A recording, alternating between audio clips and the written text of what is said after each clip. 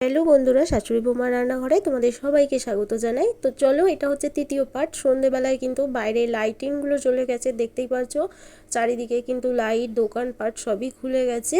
তো একটা জমজমাট ব্যাপার পুজো মানেই। তো রাস্তাতেও কিন্তু অনেক ভিড়, লোকজন রয়েছে। তো দেখো এখানে সেই মায়ের মূর্তিটা সব থেকে সেরা ছিল।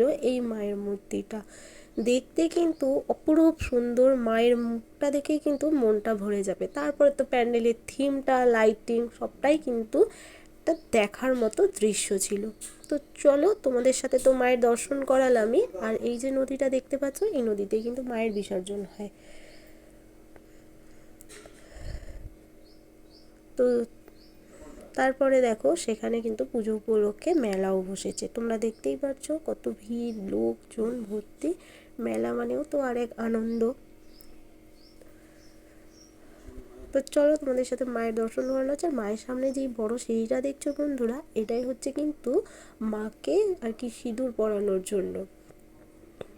তো এখানে কিন্তু মাকে আর কি 7 পাক ঘুরে যে বরণের কাজটা হয় সেটাই করা হচ্ছে। তো এবার এখানে দেখো বরণের শেষে কিন্তু সবাই এখানে কিন্তু নিচে নেমে পড়েছে। আর এই সিঁড়িতে উঠে কিন্তু মায়ের গয়নাগুলো খুলে নেওয়া হচ্ছে এক এক করে। তো দেখতেই পাচ্ছ এখানে গয়না খোলা হচ্ছে মায়ের। তো চলো, আজকের ভিডিওটা এই পর্যন্ত। তোমাদের যদি ভালো লেগে থাকে চ্যানেলটিকে লাইক অ্যান্ড সাবস্ক্রাইব করে পাশে থেকো।